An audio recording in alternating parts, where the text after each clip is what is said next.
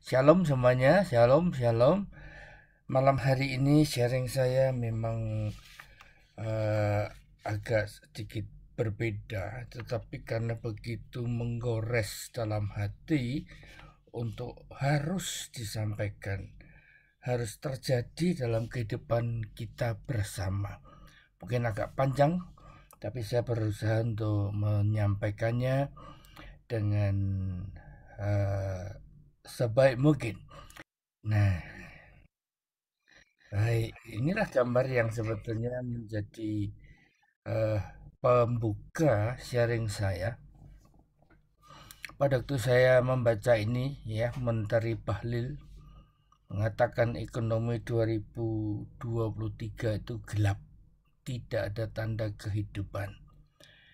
Memang kalau orang yang berhikmat membaca peta dunia apa yang terjadi saat ini pasti akan mengerti bahwa saat ini sedang terjadi krisis secara geopolitik, tentang kesehatan kita baru mengalami ya proses COVID-19 yang hampir berakhir. Krisis pangan di sini kita nggak terasa, tapi di belahan negara yang lain seperti di Eropa, mereka mulai merasakan dampaknya. Apalagi energi berupa gas maupun juga bensin ya, sehingga akhirnya akan mengarah kepada krisis ekonomi. Nah, kata gelap yang dipakai di sini ya, yang mana menjadi istilah bukan berarti gelap itu kita nggak ngeliat apa-apa. Maksudnya adalah semua yang terjadi dengan adanya perang di Rusia dengan Ukraina, bahkan diperparah dengan peristiwa-peristiwa kecelakaan, hal-hal yang tidak pernah kita duga seperti jembatan yang ada di India, bahkan acara Halloween yang mana peristiwa yang ada di kota Seoul, Korea, bahkan banjir di Filipina, bahkan sepak bola pun di Malang.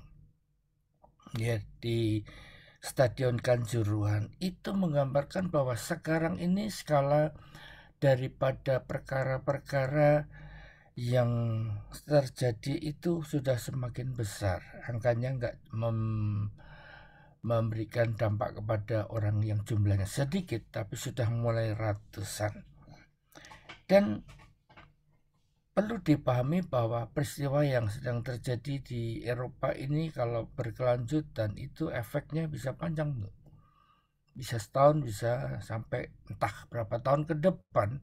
Itu akan memberikan dampak yang endingnya pasti juga akan sampai juga ke belahan benua yang lain, termasuk ya, termasuk di wilayah timur seperti Asia maupun juga ya melanda ke Indonesia.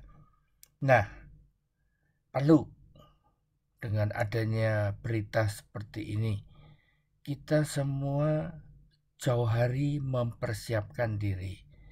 Kita sebagai anak-anak Tuhan yang dipercaya untuk ditempatkan di kota ini, kita perlu berdoa. Perlu berdoa untuk majikan, buat anak-anak yang bekerja di Hong Kong. Doakan majikanmu, doakan tempat di mana mereka bekerja atau berusaha. Oleh karena kalau berkepanjangan peristiwa ini akan melanda, akan mempengaruhi, akan berdampak kepada kita yang ada di Hong Kong. Ada cerita dari Belgia, ya kita punya teman ada yang di Belgia. Ternyata saya dapat informasi ya, yang di Belgia ini gas, listrik, dan air itu ternyata sudah mulai dibatasi. Loh, ditulis ya, mandi aja cuma boleh 5 menit. Kita di sini mandi berapa menit? Iya, yang bisa bayar ya pasti akan lebih dari 5 menit. Tapi di sana dibatasi, mandi cuma 5 menit. Bahkan kamar mandi umum itu akan dibuka karena banyak orang yang di Belgia itu nggak sanggup untuk bayar air yang masuk ke dalam rumah-rumah mereka. Bahkan juga listrik. Sampai akhirnya listrik harus dihemat-hemat Perlu diketahui listrik itu bukan hanya untuk lampu di kamar, tapi juga untuk tentunya dapur, peralatan dapur semuanya. Nah, kalau mereka nggak mampu bayar, ya otomatis diputus. Kenapa? Harga naik tinggi sekali. Itu dampak daripada perang Rusia dengan Ukraina. Bahkan yang tinggal di sana sudah mulai dibagikan pil anti radiasi nuklir, bukan pil anti hamil, saudara. Pil anti radiasi nuklir, yang mana kalau nanti terjadi perang nuklir, ya kebetulan tempatnya itu dekat dengan markasnya NATO, ya, maka mereka sudah mendapatkan persediaan, yaitu punya stok pil ini untuk nanti diminum. Nah, itu di sana, saudara.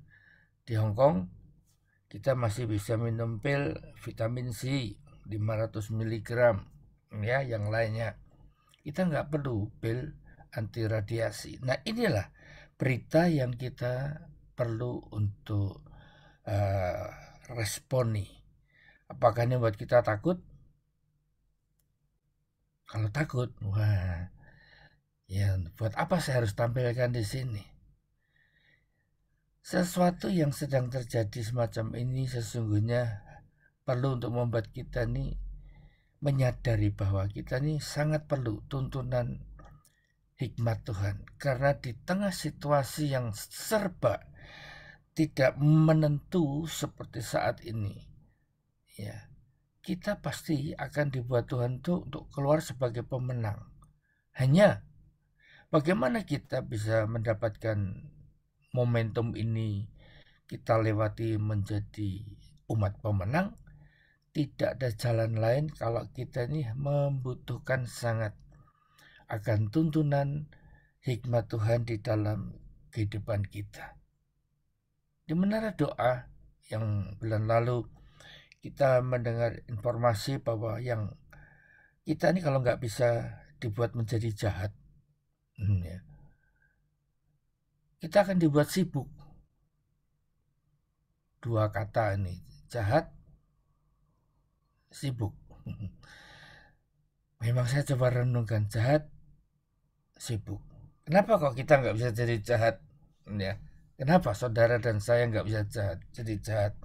Sadarkah kita, ya, bahwa saat kita menempatkan Yesus sebagai Tuhan dan Raja di dalam kehidupan kita ini telah dilahirkan kembali dengan hati dan roh yang baru. Hidup kita ini semakin diubah menjadi serupa dengan Yesus. Hidup dalam pertobatan, dalam tuntunan Roh Kudus. Dan ini membuat kita nggak bisa jadi jahat, ya, nggak bisa jadi jahat. Karena Roh Kudus yang ada di dalam kita, Dia yang menjadi penghibur, Dia yang menjadi penolong bagi setiap kita orang percaya. Kemudian pada waktu saya merenungkan bagian yang kedua, dibuat sibuk. Ya, saya ini barusan pulang dari Sydney. Nah, di Sydney saya punya pengalaman yang baru, ya, bahwa saya tengok cucu pertama yang sudah berumur 1 tahun. Ya, kalau dilihat dari posisi saya di sana, ya pasti inilah tempat untuk berlibur gitu kan, untuk beristirahat. Ya, pada waktu saya berada di sana memang damai sejahtera, sukacita, ngelihat cucu. Bahkan di depan saya sekarang ada foto kami bertiga. Kami bertiga itu saya dengan mami, kemudian dengan cucu, ya. Dan pada waktu saya pasang, maka ada yang protes. Yang protes anak saya perempuan. Wih, sekarang aku anaknya udah dilupakan gitu kan. Yang diingat cuma ya cucunya. Tapi walaupun protes, ya nggak sampai demo, saudara, ya.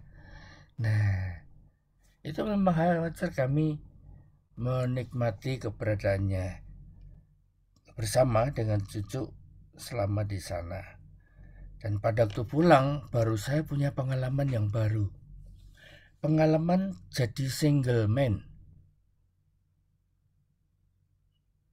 Wah, ternyata betapa pentingnya peranan seorang istri. Ya, itu baru terasa kalau sudah dalam kondisi menjadi single man.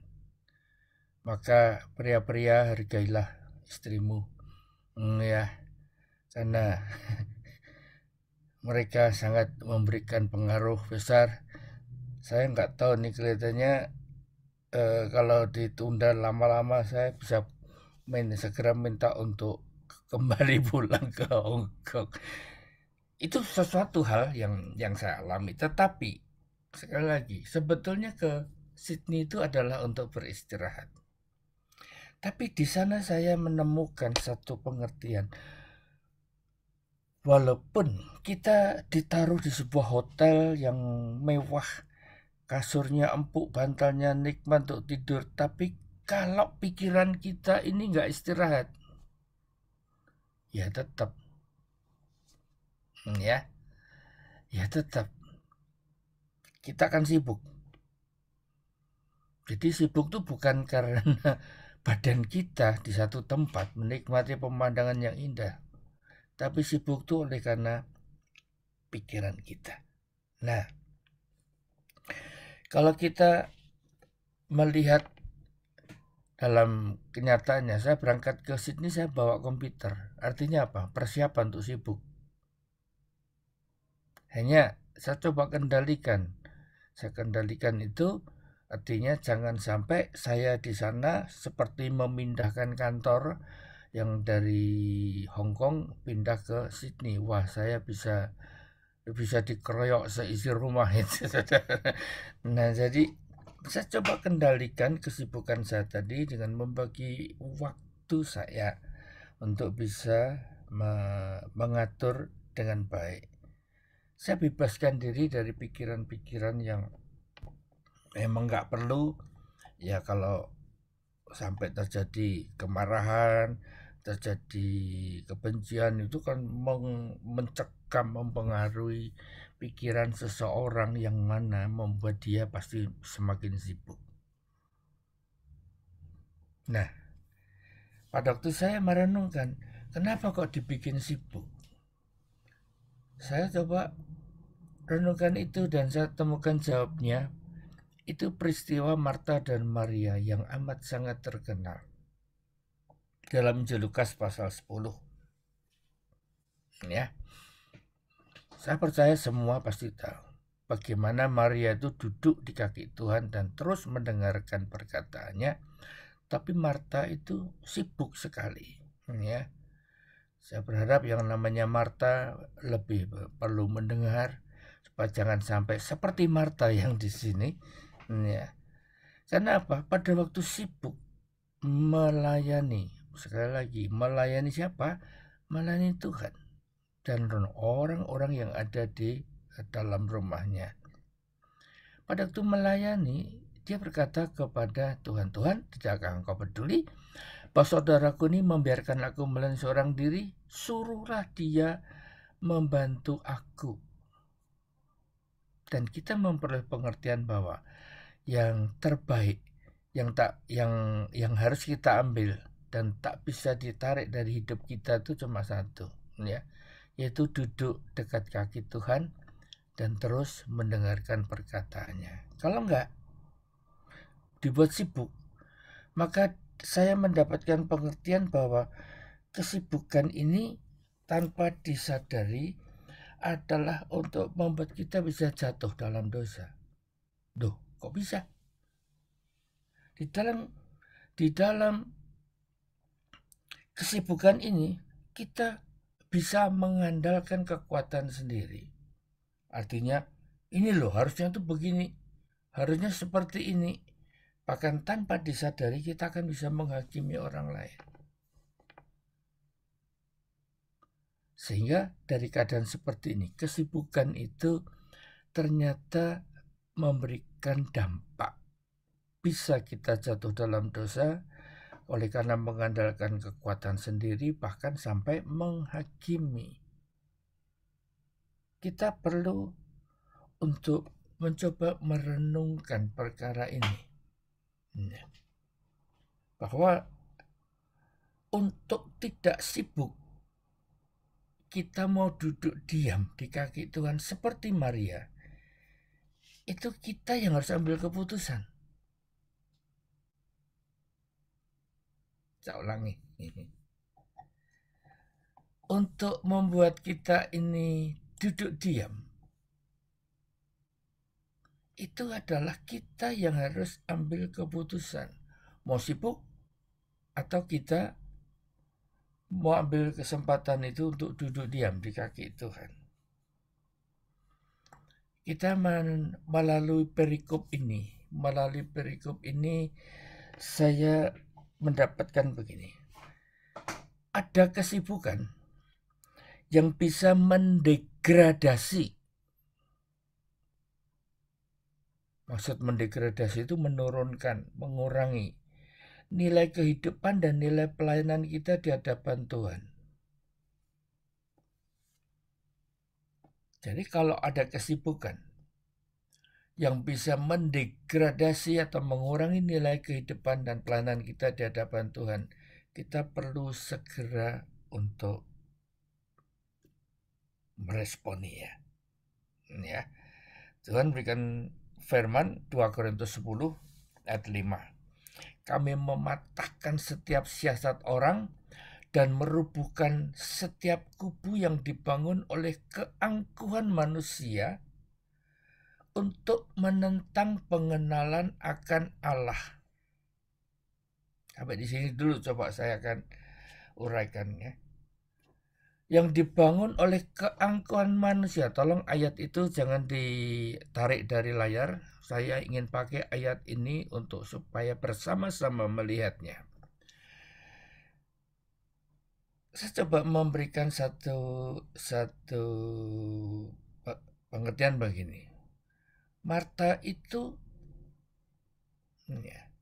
memiliki kesibukan, merasa bahwa dia telah melakukan sesuatu yang terbaik.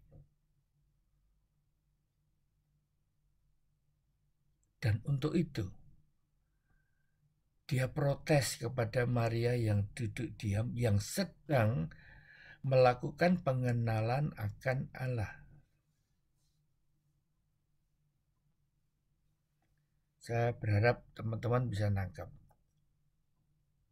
Marta angkuh, protes. Siapa yang diprotes? Yang diprotes adalah Maria yang sedang belajar untuk mengenal akan Allah dengan duduk diam di kaki Tuhan.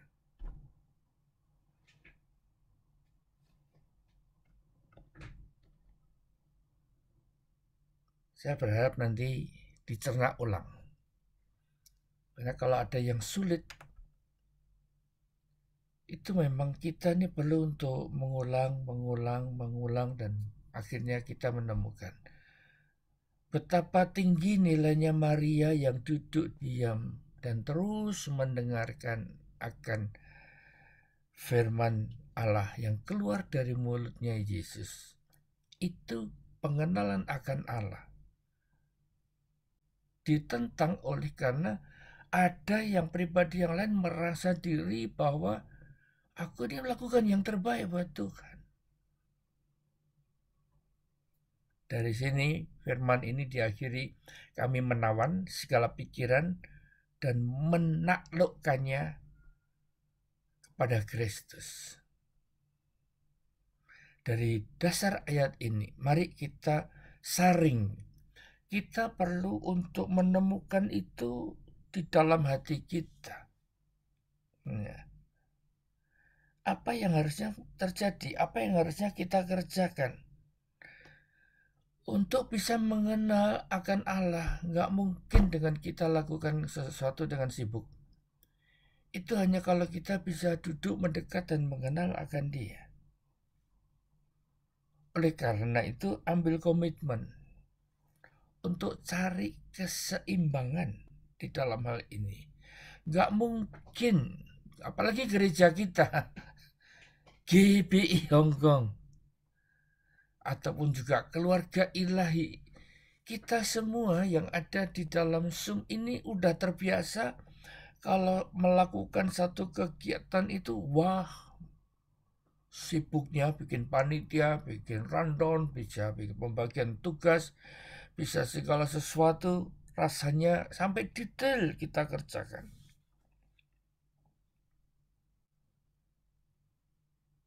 Jangan sampai hal ini, ya, kesibukan ini, ya, kesibukan ini membuat kita melupakan, kita meninggalkan, ya, akan pengenalan tentang Tuhan kita.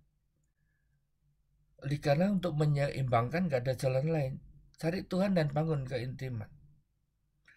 Dua porsi ini, kesibukan seperti Marta tadi, jangan sampai membuat kita menilai mereka-mereka yang sedang melakukan pengenalan akan Allah ini seperti rasanya tidak ada gunanya. Kita perlu menyeimbangkan dua perkara ini, ya. Dimana tidak hanya kita sibuk, tapi kita juga seperti Maria duduk di kaki Tuhan sambil mendengarkannya. Tuhan Yesus mengajar kita.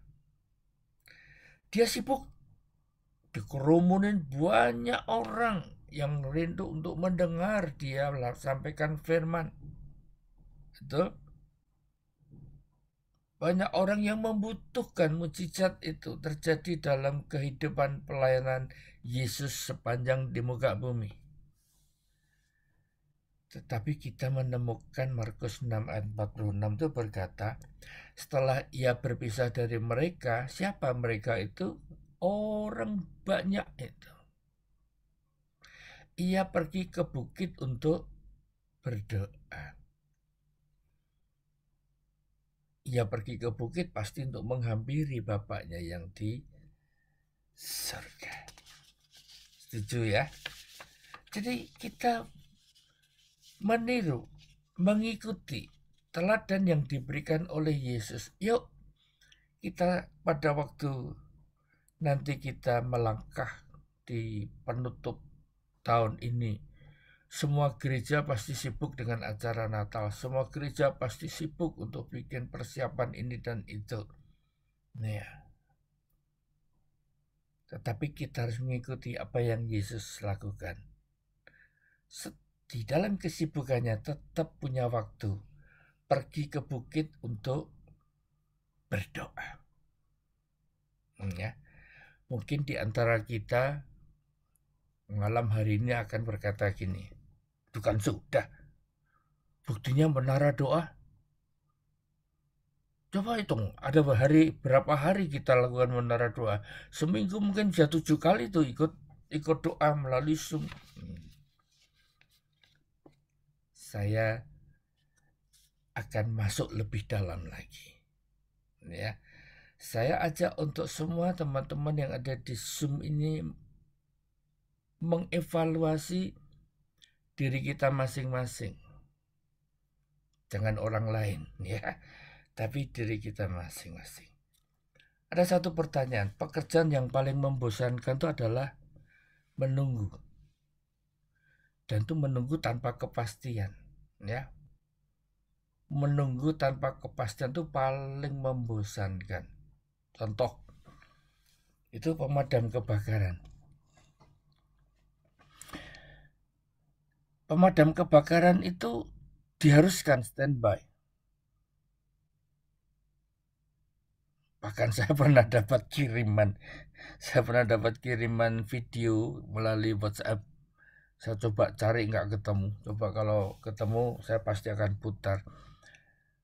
Itu di sebuah stasiun pemadam kebakaran, ya. Biasanya kan berkumpul tuh para petugas-petugas, dan di situ ambulans pemadam kebakaran itu dalam posisi siap dengan kendaraan yang menghadap pintu keluar, sehingga pada waktu penutup tempat itu dibuka, maka orang-orang akan segera bisa langsung berangkat dengan perlengkapannya. Nah, di tempat itu ada mic yang sedang dikotak-katik sama anak kecil. Dan kemudian pada waktu terbuka mic-nya, anak kecil itu nangis. Waktu nangisnya tuh seperti bunyi bunyi sirine. Sirine tanda ada kebakaran. Gitu. Maka yang di dalam video itu saya lihat semua yang ada di situ mengira bahwa ada kebakaran dan diberikan sinyal. Maka semua bergegas pakai perlengkapan yang ada. Pasti gesit, itu namanya pasukan pemadam kebakaran itu ya sudah terlatih dalam hitungan ya, detik sampai ke menit, yang pasti dalam kondisi sudah siap berangkat. Tapi ternyata itu bukan sirine, itu tangisnya anak kecil yang ada di ruangan itu. Ya, saya ketawa, tapi coba menyadari. Nah, pemadam kebakaran itu dapat gaji penuh bulanan. Tapi kerjaan, ya kalau mengharapkan banyak kerjaan kan berarti mengharapkan banyak kebakaran. Betul kan? Nah, bahkan kalau dihitung dari kenyataannya, mungkin pekerjaannya cuma 5%. Bayangin kalau jadi pegawai pemadam kebakaran, mengisi kebosanan untuk menanti itu. Saya lihat mereka baris berbaris, mereka berolahraga, mereka mengisi kegiatan, ada yang main voli karena di tempat itu cukup luas. Nah, itu semua sebagai pengisi, tetapi namanya menanti. Kalau nggak ada kepastian, itu memang satu pekerjaan yang paling membosankan.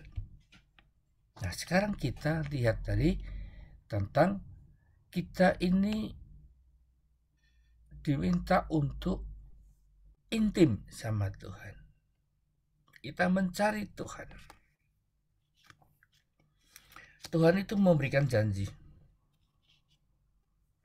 Yeremia 29 ayat 12. Dan apabila kamu berseru dan datang untuk berdoa kepadaku, maka aku akan mendengarkan kamu. Ini janji Tuhan ya. Dan apabila kamu mencari aku, kamu akan menemukan aku. Apabila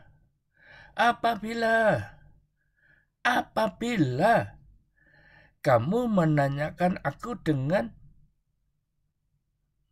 segenap hati.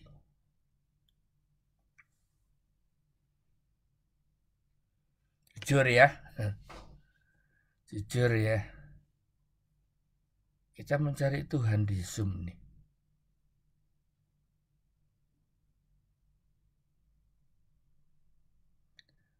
Kita lakukan ini dengan segenap hati atau karena sungkan? Atau karena harus? Atau karena terpaksa? Atau karena dilihat oleh leadernya?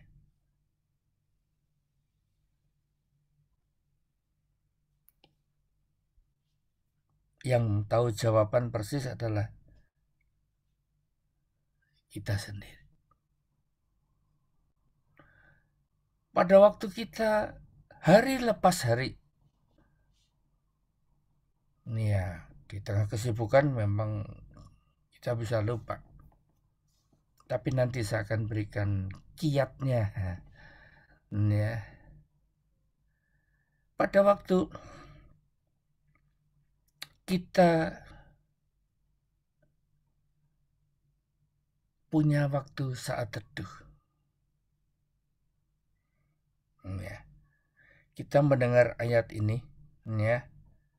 Kalau kamu mencari aku, kamu menemukan aku apabila kamu menanyakan aku dengan segenap hati. Janji yang lain Mendekatlah kepada Allah dan Ia akan mendekat kepadamu. Pertanyaannya, adakah kita ketemu Tuhan?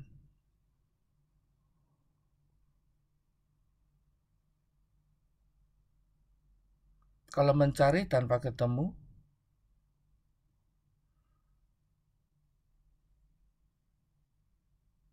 itu nilainya beda. Kalau kita mencari dan tidak ketemu, nilainya pasti beda. Betul kan? Kalau kita menemukan tidak ada cerita di situ,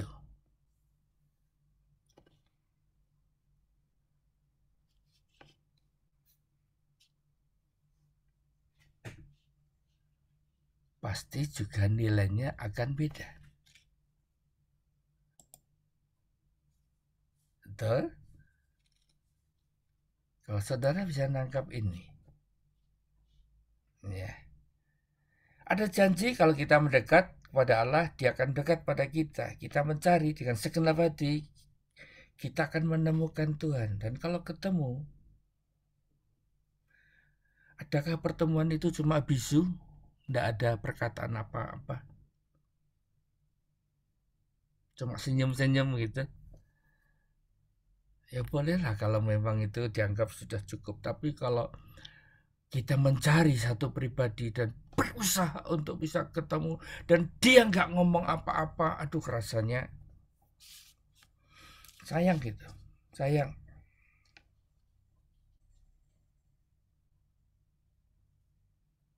Nah, saudara,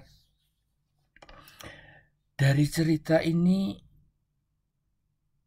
saya percaya masing-masing akan bisa menemukan seberapa sering kita ketemu Tuhan. Di dalam saat teduh kita, di dalam menara doa kita. Kalau kita ketemu, pasti ada cerita kok. Betul.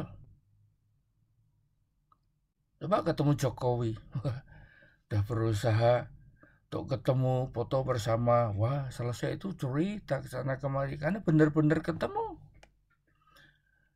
Tapi kalau cuma lihat dari jauh ya ceritanya, aduh aku nih tadi mau mendekat aja nggak mampu, nggak bisa. Namanya nggak ketemu.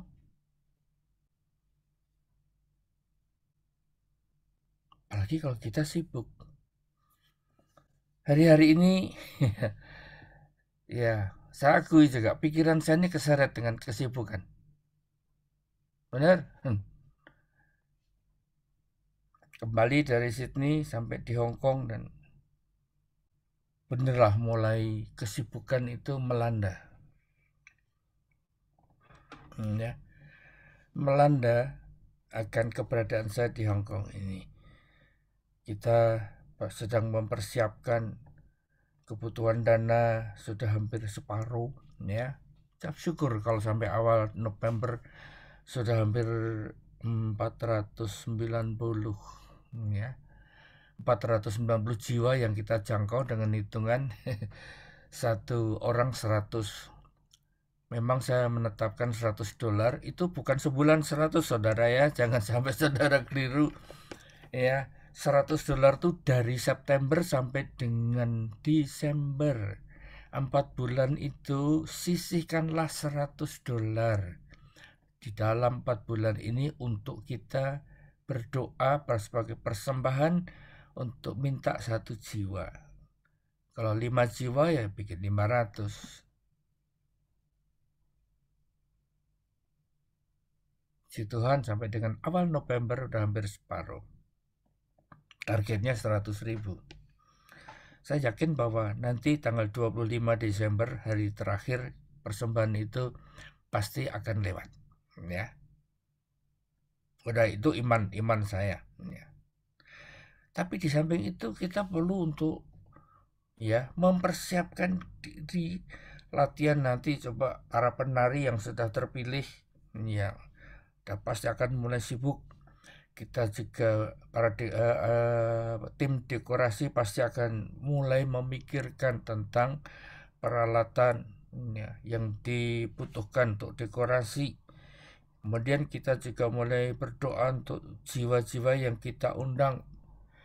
Saya merindukan setiap anggota gereja yang ada di Hong Kong ya, nanti mengundang majikannya.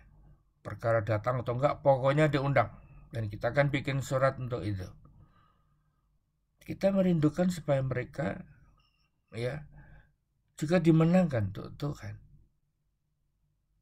Bahkan kalau dulu pernah dikarantina bersama, maka nanti kita rindukan mereka nggak cuma bersama-sama dengan kita di karantina saja, tapi mereka juga bersama-sama dengan kita di dalam kerajaan sorga.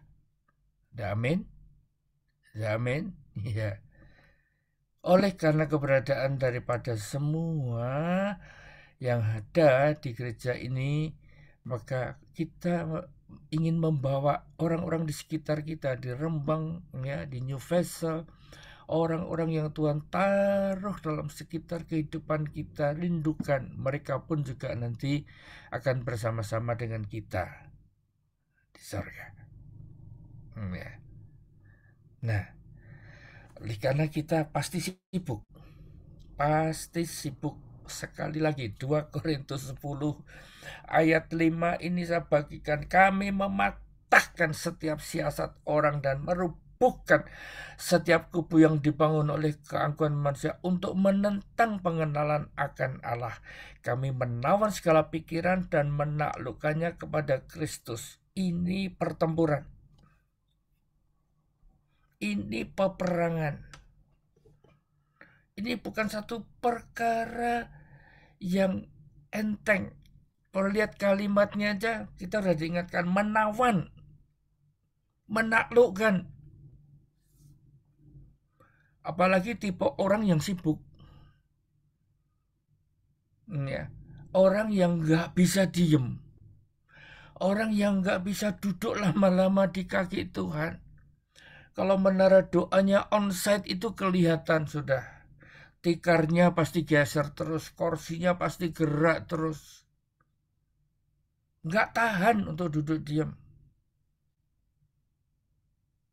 Ya. Tapi kita harus tawan, kita harus taklukkan kepada Kristus. Oleh karena itu minta supaya pada Tuhan, berikan kami ini kuasa Tuhan, untuk mengendalikan waktu dan pikiran kita.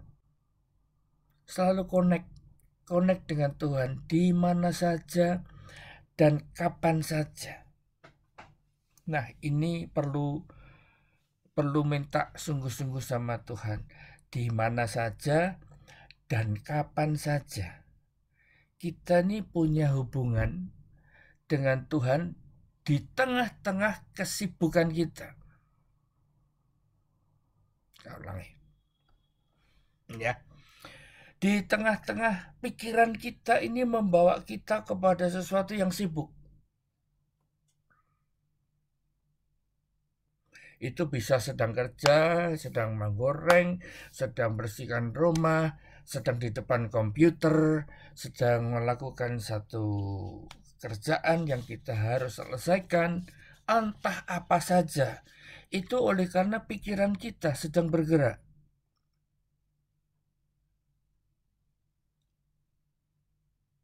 Maka kita lakukan sesuatu.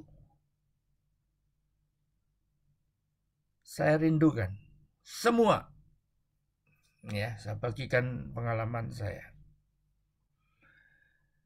Mari kita minta sama Tuhan tuh supaya seluruh kegiatan kita, karena pikiran kita, karena kesibukan kita minta tuh connect sama Tuhan.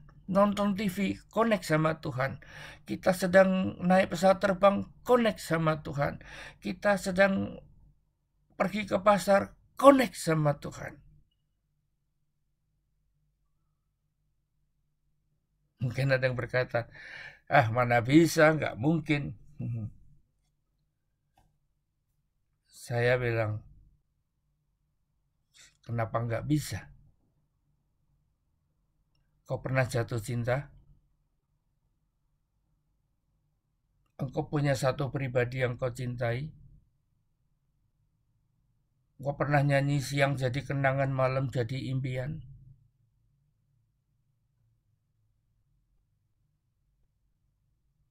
Kalau itu nggak pernah menjadi kenyataan, nggak mungkin jadi nyanyian kan?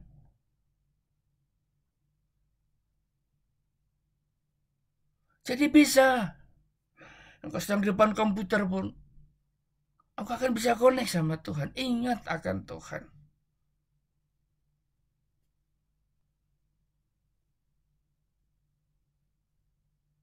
Dan di saat seperti itulah, jikalau kita nih connect dengan segenap hati. Segenap hati itu bukan dibuktikan cuma pada detik itu, enggak.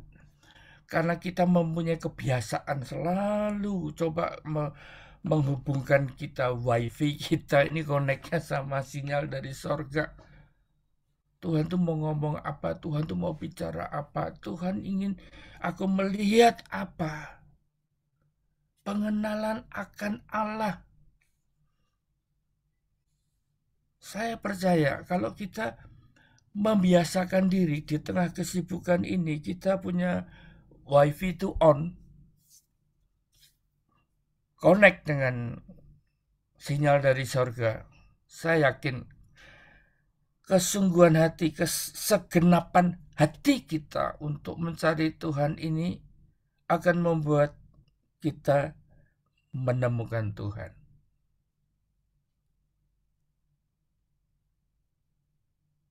Belum lama di kantor,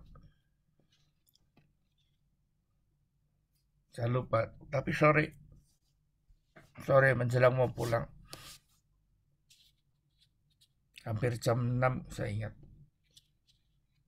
depan komputer saya sedang kerja. Saya bisa menggunakan sarana sambil kerja, saya dengerin musik. Banyak musik yang mengingatkan saya akan kasih Tuhan. Dan saya yakin gak cuma saya. Semua yang ada di Zoom ini.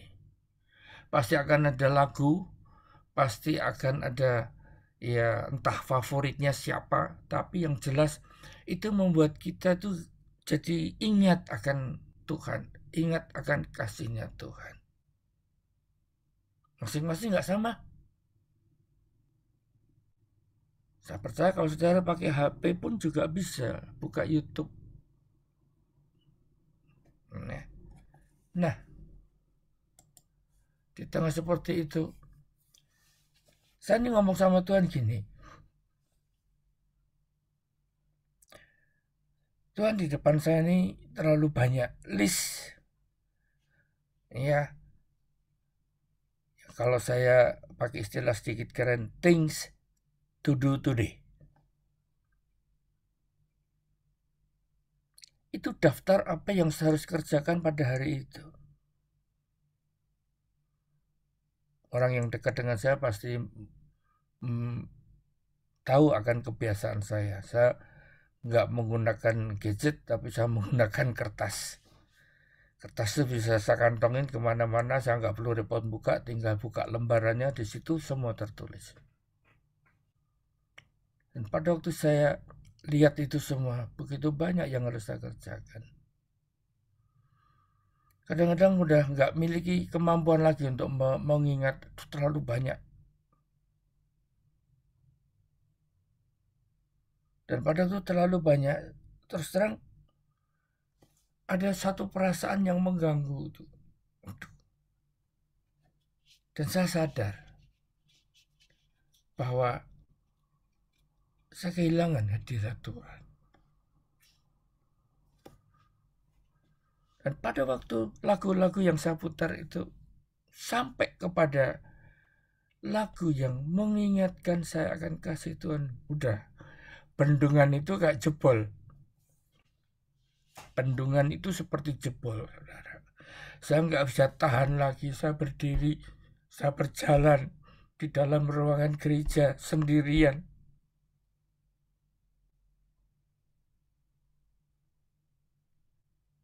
Saya minta Tuhan, lawat aku. Tuhan, lawat aku. Aku nggak mau kesibukan, pekerjaan begini banyak yang memenuhi pikiran dan perasaanku ini, mengganggu hadirat-Mu.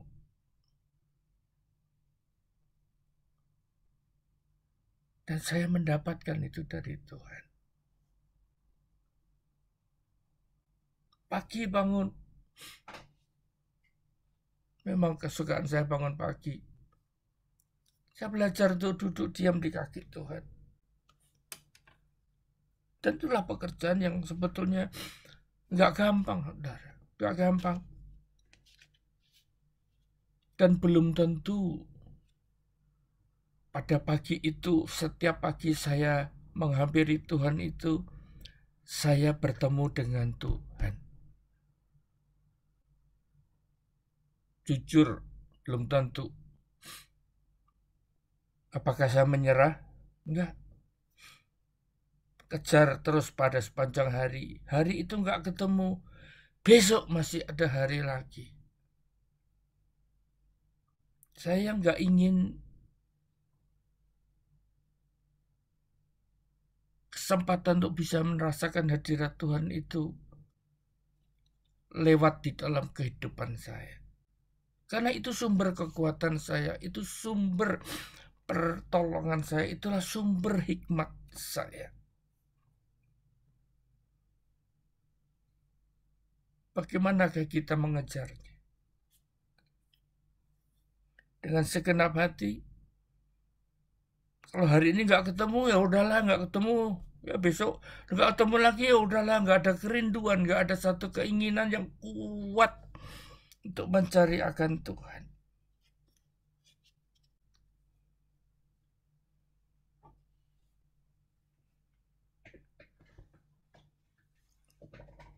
Matius pasal 7 ayat 21. Atau ayat yang sangat terkenal. Bukan setiap orang yang berseru kepadaku, Tuhan, Tuhan, akan masuk dalam kerajaan surga. Melainkan dia yang melakukan kehendak Bapakku yang di surga. Ayat berikutnya berkata pada hari yang terakhir, orang akan berseru,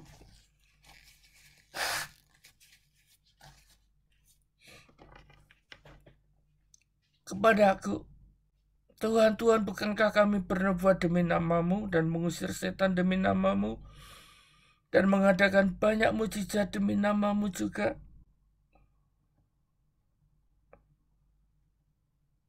Pada waktu itulah aku akan berterus terang kepada mereka dan berkata, aku tidak pernah mengenal kamu.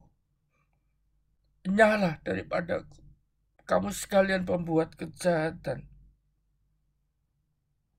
Apa maksudnya ini? Apa maksudnya ini? Saya pernah singgung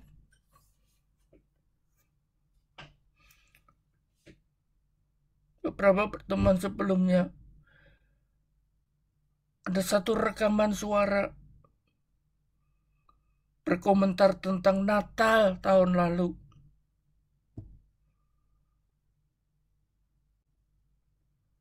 Ada orang yang bukan dari gereja kita.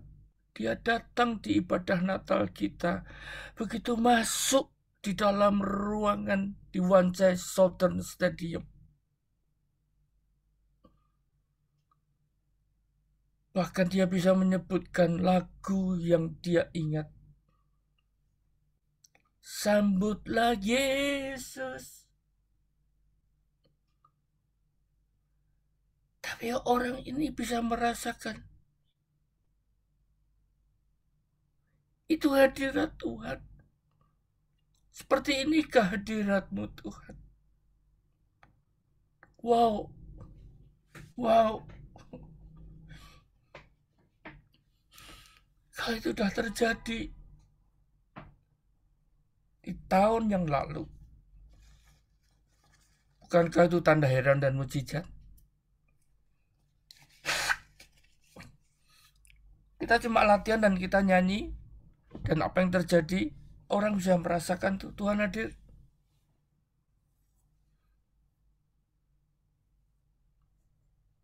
Tapi jangan sampai nanti Tuhan itu berkata, aku gak kenal kamu.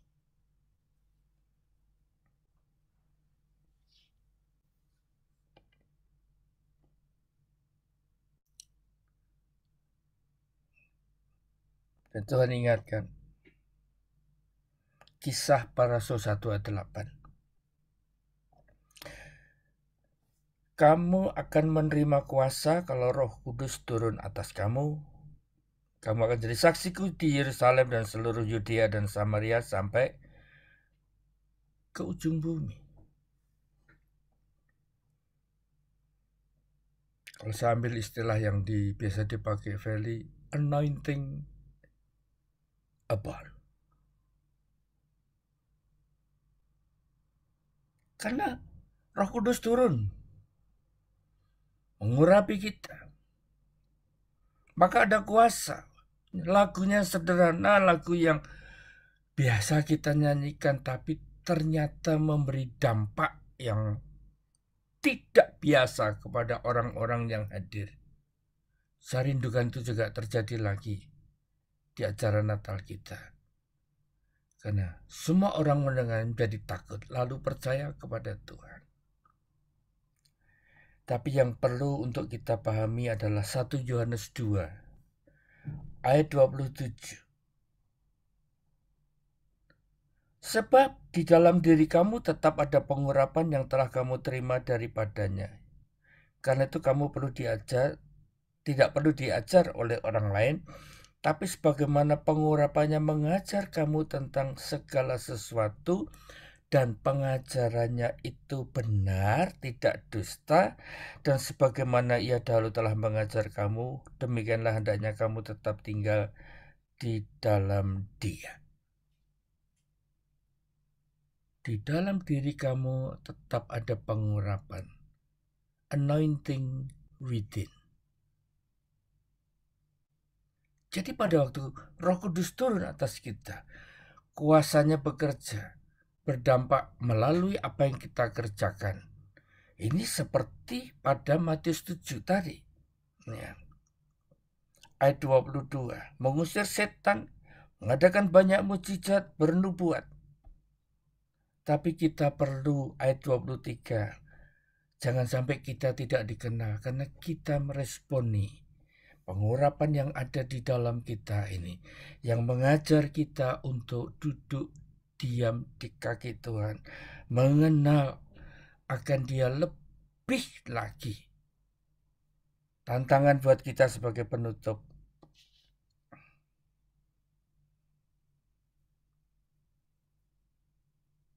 Inilah pengurapan yang kita perlukan. Untuk kita bisa mendengar suaranya, mengenal isi hatinya, dan minta kemampuan untuk kita bisa melakukan satu pelayanan, satu pekerjaan yang berkenan dan menyenangkan hati Tuhan. Saya tidak minta saudara bisa mendengar suara Tuhan untuk kota Hong Kong. Enggak. Itu nabi. Itu pengurapan nabi. Dan tidak semua orang akan jadi nabi. Saya tidak ingin kalian sampai mendengar suara untuk Rembang, Lasem, untuk Salatiga, untuk Jakarta. Enggak. Kalau saudara enggak diangkat jadi nabi, ya enggak akan dapat. Tapi yang saya minta adalah rindukan kita mendengar suaranya untuk diri kita sendiri. Supaya kita ini siap. Siap buat apa? Menghadapi masa gelap tahun 2023. Dunia boleh memprediksi kegelapan, tapi terang Tuhan itu akan ada dalam hidup setiap kita. Bahkan hidup kita akan menjadi tempat bertumbuhnya orang-orang yang mencari jalan keluar. Karena apa?